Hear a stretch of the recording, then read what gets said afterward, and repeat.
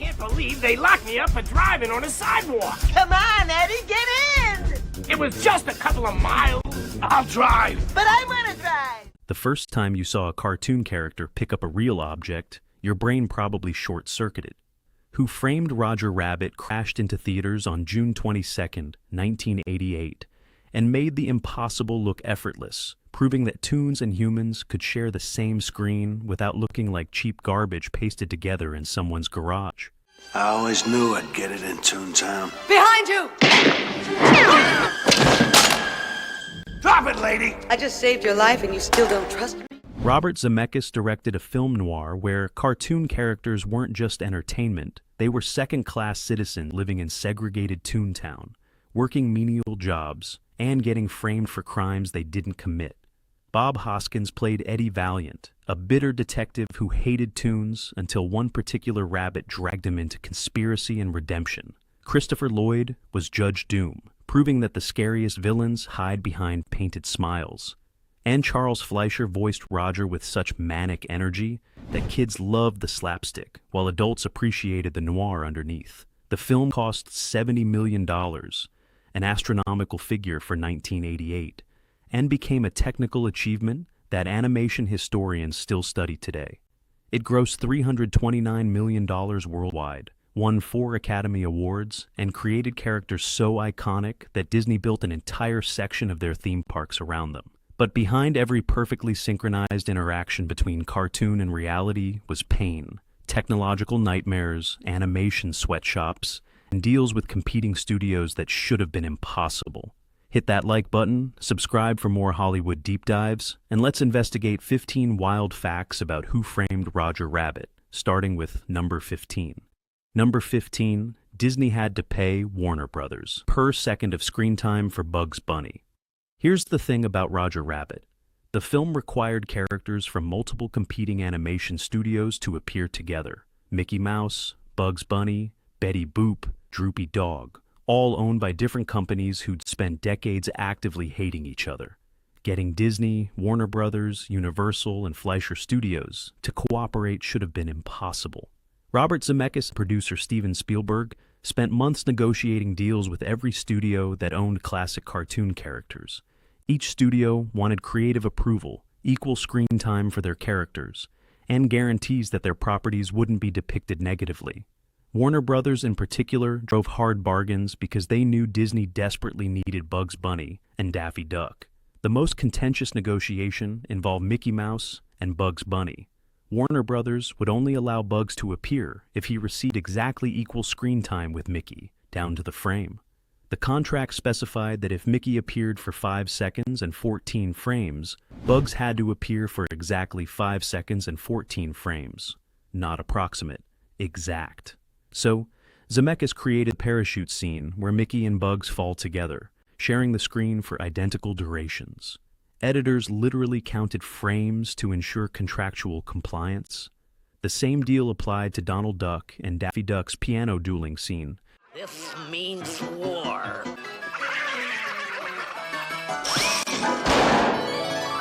Both characters receiving precisely matched screen time. Here's the beautiful irony. The corporate warfare that nearly prevented the film from existing created one of cinema's most magical moments.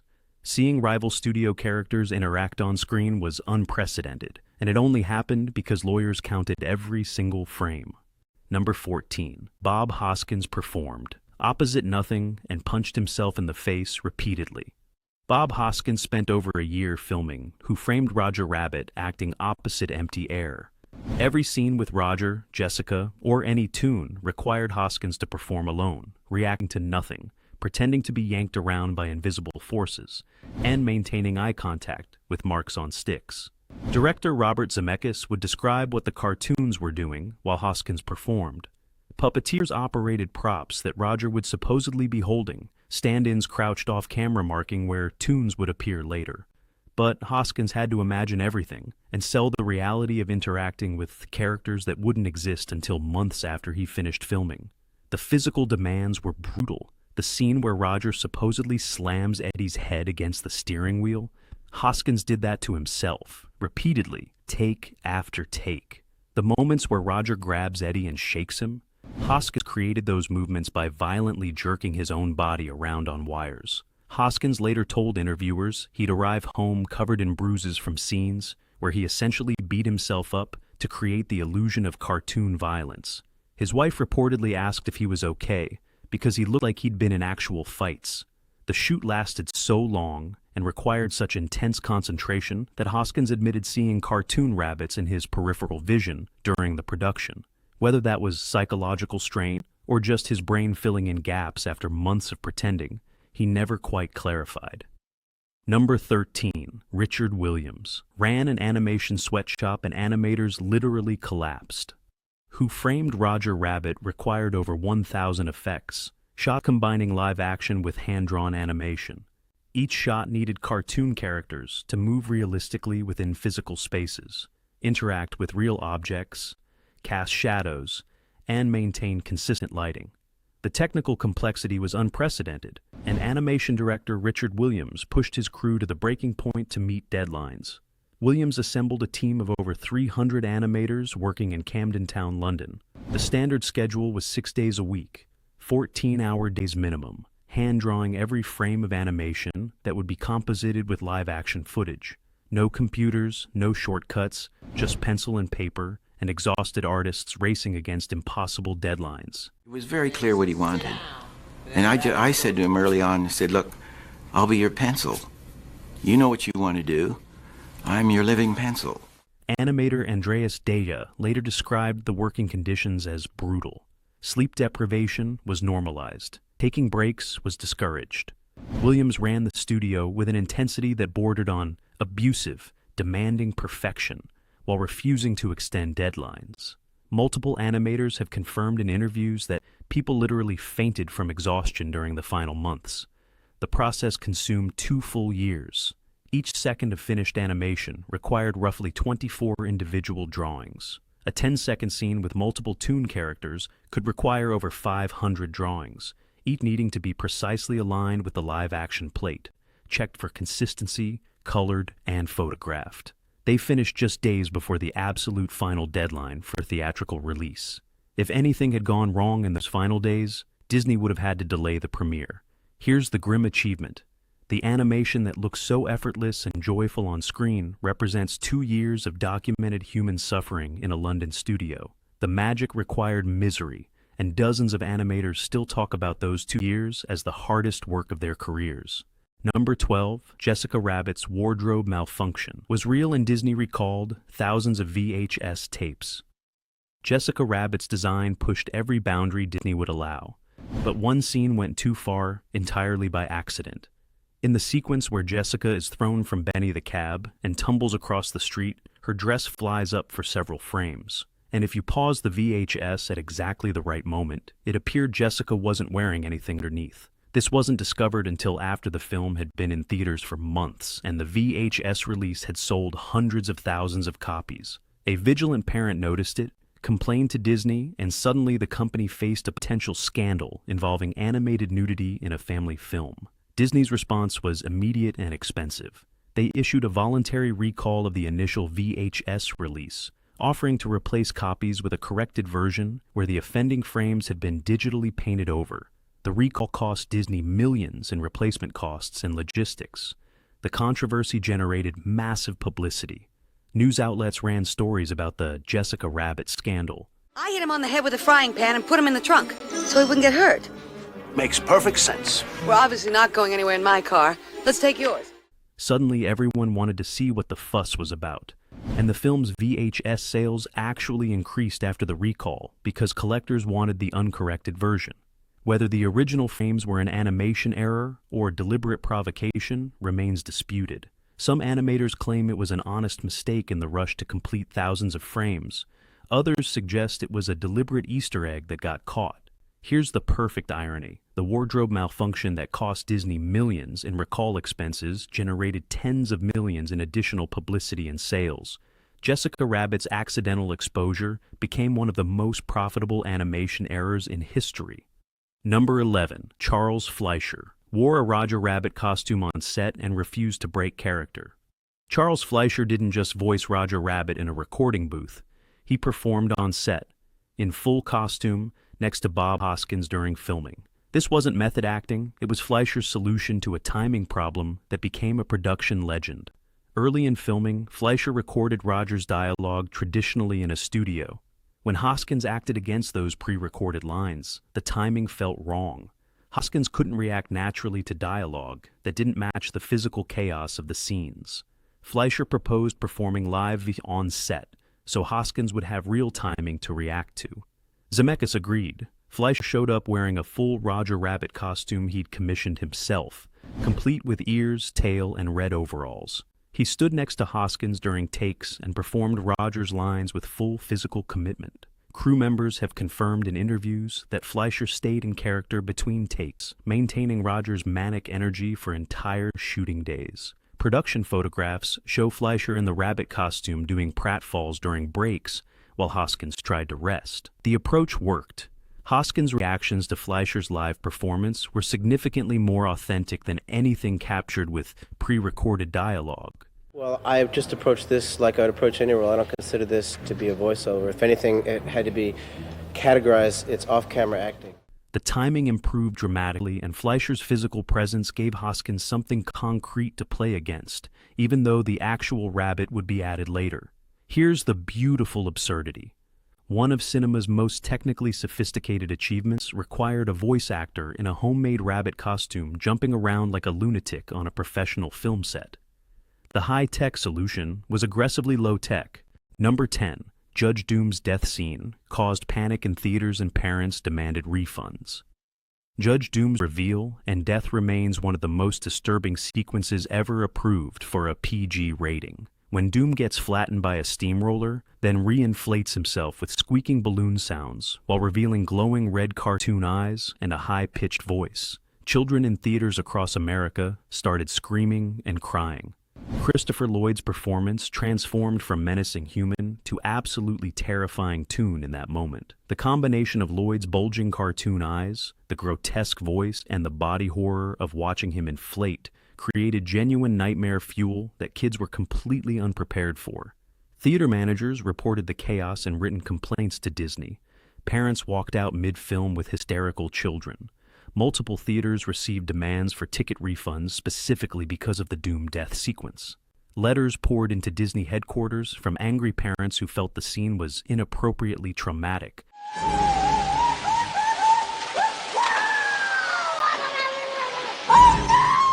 For a film marketed to families.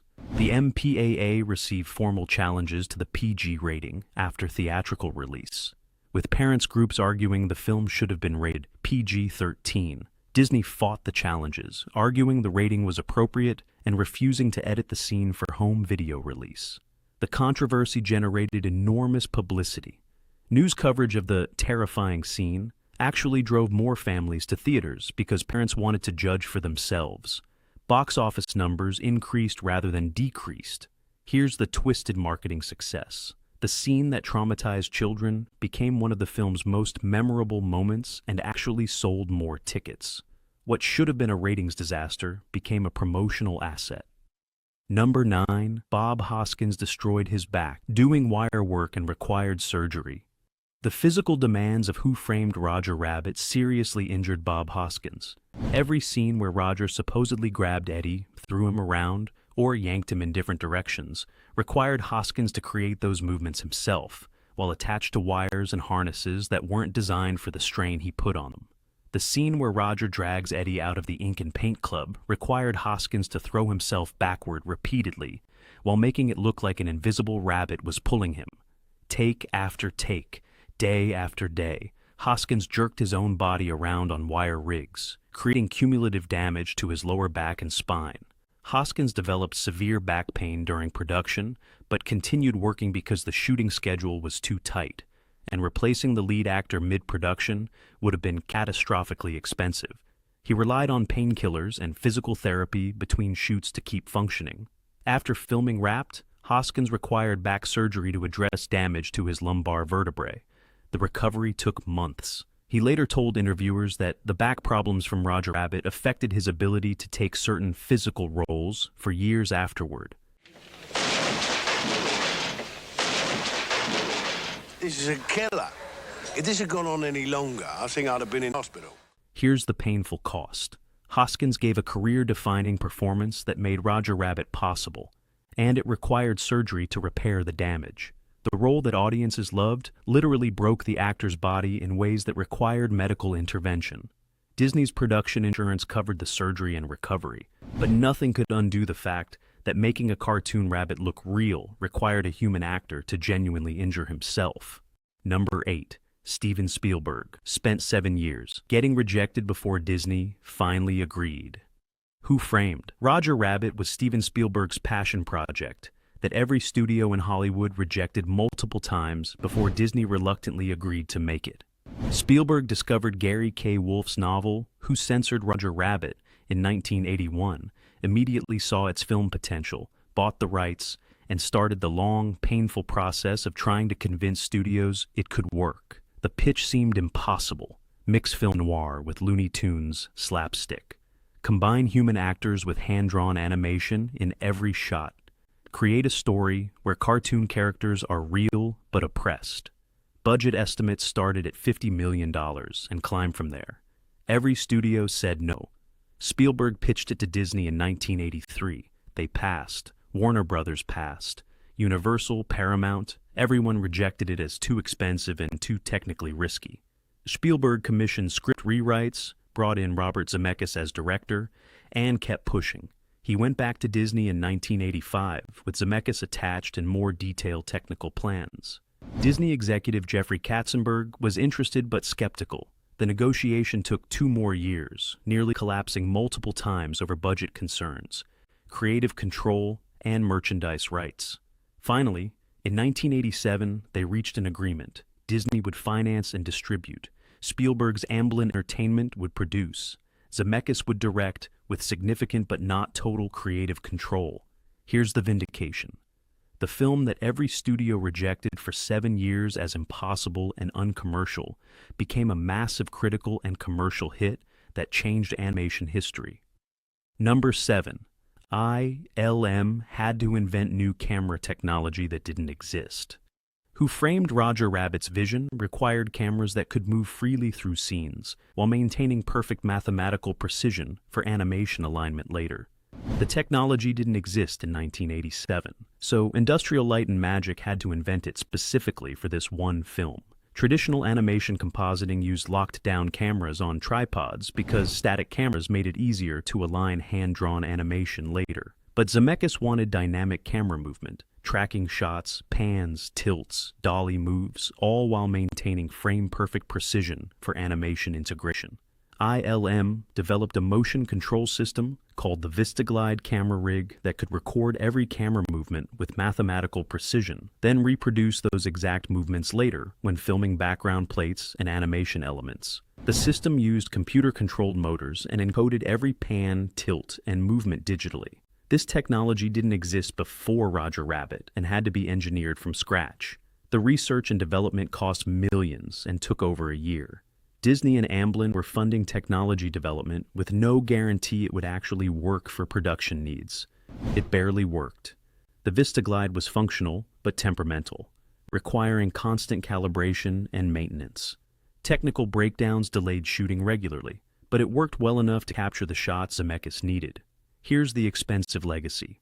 Roger Rabbit didn't just cleverly use existing technology, it forced the invention of motion control systems that became standard for CGI integration in the 1990s. The camera technology developed for one film's impossible problem became the foundation for Jurassic Park, Terminator 2, and the entire modern VFX industry. Number 6. Kathleen Turner voiced Jessica Rabbit, uncredited for skill pay. Jessica Rabbit's sultry, iconic voice belongs to Kathleen Turner, who recorded the dialogue for minimal pay and without screen credit.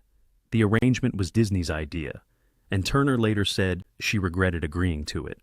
Turner was a major star in 1987, coming off Romancing the Stone and Prezi's Honor with a standard fee of over $1 million per film. Disney approached her to voice Jessica, but offered SAG scale rate.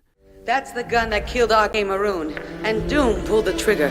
Doom! I followed him to the studio, but I was too late to stop him. Approximately $10,000 for a few days of recording work. The condition: no screen credit. Disney's reasoning was that crediting a major star would shift focus away from the technical achievement and create precedent for paying voice actors star rates. Turner agreed, partly because voice work sounded easy compared to live-action filming, and partly because the money was still decent for a few days' work. When Roger Rabbit became a massive hit and Jessica Rabbit became a cultural phenomenon, Turner's voice was instantly recognizable, but Disney's contract prevented her from confirming her involvement publicly or capitalizing on the character's popularity. Turner eventually confirmed her involvement in interviews years later, after the contractual restrictions expired. She told reporters she felt the uncredited arrangement had been a mistake and that she should have negotiated for credit and back-end participation. Here's the contract irony. Turner's voice made Jessica Rabbit iconic, but Disney's contract ensured she couldn't benefit from that success beyond her initial small paycheck. The actress who created one of cinema's most memorable characters was legally prevented from claiming her own work for years. Number 5. Every single shadow and light reflection was hand-painted frame by frame. The reason Roger Rabbit looks more real than other live-action/animation hybrids is lighting and shadows. The Toon characters don't just exist in the physical space, they react to it. Real light sources create realistic shadows on the cartoon characters, and the characters themselves cast shadows on real objects and people. Excuse me, I don't see a scene with fire. Achieving this required inhuman amounts of manual labor. Animators had to hand-paint highlights, shadows, and lighting effects onto every single frame of animation based on the lighting conditions in the live-action plate. A character walking through a scene with changing light required analyzing each individual frame, determining how light would affect the character's surfaces, and painting those effects onto the cell. One 5-second shot could contain 120 frames of animation. Each frame needed individual lighting analysis and hand-painted adjustments. Multiply that across over 1,000 effects shots, and you're looking at hundreds of thousands of frames requiring manual lighting work. Shadow work was even more labor-intensive. Every Toon character needed to cast realistic shadows onto the physical environment and onto human actors. This required painting shadow mats for each frame, adjusting opacity based on light source distance and angle, and compositing the shadows with the live-action plate. Animation director Richard Williams estimated the lighting and shadow work added approximately 8 months to the production schedule and required hiring 40 additional artists specifically for lighting duty. Here's the tedious truth. The seamless integration everyone praises was achieved through boring, repetitive labor that nobody notices when done correctly. The lighting that makes Roger feel real was painted by artists who spent months staring at individual frames, adjusting shadow density. Number 4. Disney and Spielberg killed the sequel. After a decade of development, Who Framed Roger Rabbit 2 was in active development from 1989 to 2001, before Disney and Steven Spielberg finally killed it permanently over control disputes. The sequel had multiple completed scripts, character designs, preliminary animation tests, and both Zemeckis and Hoskins attached. The only problem was that Disney and Spielberg couldn't agree on who controlled the property. The original film's success gave both parties massive leverage. Disney owned distribution rights and the Roger Rabbit characters created for the film. Spielberg's Amblin Entertainment had producer rights per the original contract. Both sides wanted more control and a bigger percentage of the profits. Negotiations dragged through the 1990s. At least 5 different scripts were written and rejected. One version called Roger Rabbit 2 Toon Platoon would have sent Roger into World War II. Another called Who Discovered Roger Rabbit was a prequel. Test animation was produced for multiple versions and shelved when deals collapsed. The final breakdown came around 2001 when Spielberg demanded Final Cut approval and profit participation that Disney considered excessive. Spielberg walked away. Disney briefly considered making the sequel without Amblin involvement, but Robert Zemeckis refused to direct without Spielberg, and making Roger Rabbit without the original creative team felt like guaranteed failure. Here's the business tragedy. The collaboration that created a masterpiece couldn't survive its own success. Both parties wanted the sequel, but neither would compromise on control or money. The sequel that fans wanted for decades died because the people who made the original couldn't agree on how to split the profits from making another one. Number 3. The production nearly collapsed when 3 key animators quit simultaneously.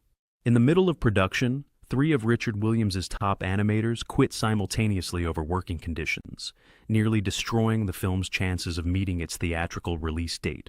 The walkout happened in late 1987, roughly halfway through the animation schedule, and created a crisis that almost shut down the entire London studio. The 3 animators, all senior artists with crucial responsibilities, had reached their breaking point with the 14-hour days, 6-day weeks, and Williams's increasingly demanding perfectionism.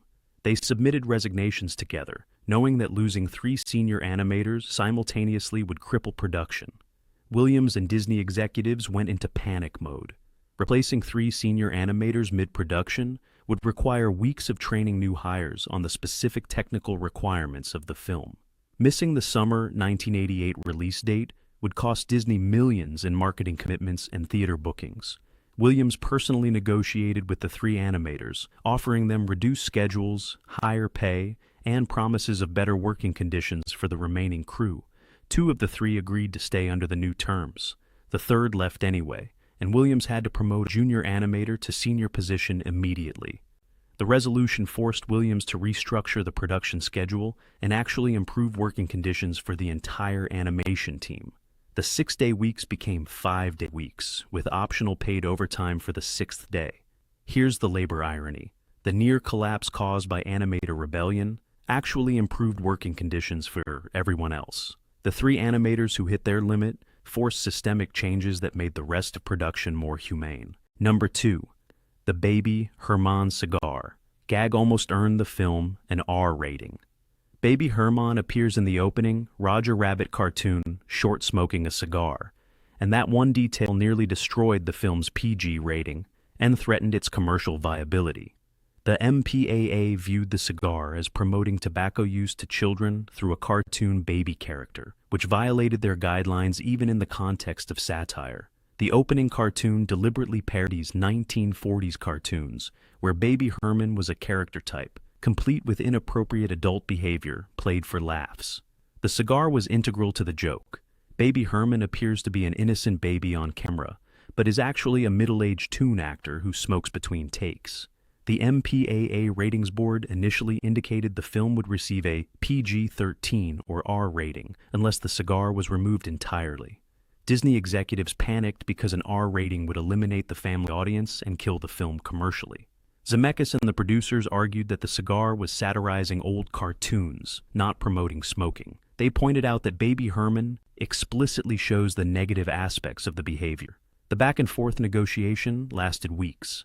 The compromise, Baby Herman could keep the cigar in the opening cartoon, but Disney had to ensure the character appeared unsympathetic, and the cigar wasn't glamorized. The MPAA granted PG rating, with the understanding that the smoking was clearly satirical. Here's the rating's absurdity. Judge Doom's body horror and the general violence got approved easily, but a satirical cigar in a cartoon baby's mouth nearly earned an R rating. The MPAA was more concerned about tobacco satire than melting faces. Number 1, Roger Rabbit won animation Oscars, but lost Best Picture because of cartoon prejudice. Who Framed Roger Rabbit won 4 Academy Awards in 1989. Best Film Editing, Best Sound Effects Editing, Best Visual Effects, and a Special Achievement Award for Animation Direction. But it wasn't even nominated for a Best Picture, despite being one of the year's biggest critical and commercial successes. The film earned widespread critical acclaim. Roger Ebert gave it 4 stars.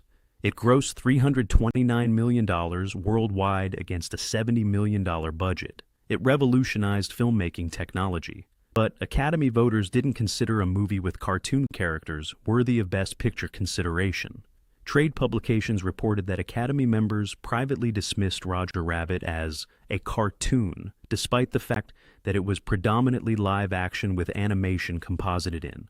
The perception that cartoons were children's entertainment, not serious cinema, kept it out of the top category. The snub was particularly notable because 1988 was not a strong year for Best Picture contenders. Rain Man won, but the competition was considered relatively weak. Roger Rabbit's box office and critical reception exceeded most of the actual nominees, yet the Academy overlooked it entirely for the top prize. Here's the institutional bias. A film that won 4 Oscars for its technical achievements couldn't get nominated for Best Picture because Academy voters couldn't see past their prejudice against animation. The movie that proved cartoons and live action could create serious cinema was dismissed as just a cartoon. The technical revolution that changed filmmaking wasn't considered worthy of cinema's highest honor. And there you have it. 15 wild, weird facts about the movie that proved animation and live action could coexist, while nearly destroying everyone involved in making it happen. From Steven Spielberg's 7-year rejection tour, to Bob Hoskins punching himself in the face, to animators literally collapsing from exhaustion, to Disney recalling thousands of VHS tapes over Jessica's wardrobe malfunction, Who Framed Roger Rabbit was a miracle held together by stubborn determination and expensive technology. Which fact shocked you most? Drop your answers in the comments below. And if you enjoyed this deep dive into one of animation's greatest technical achievements, smash that like button and subscribe for more behind-the-scenes stories about the movies that defined our childhoods. We're covering everything from blockbusters to cult classics, and the weird facts never stop. Until next time.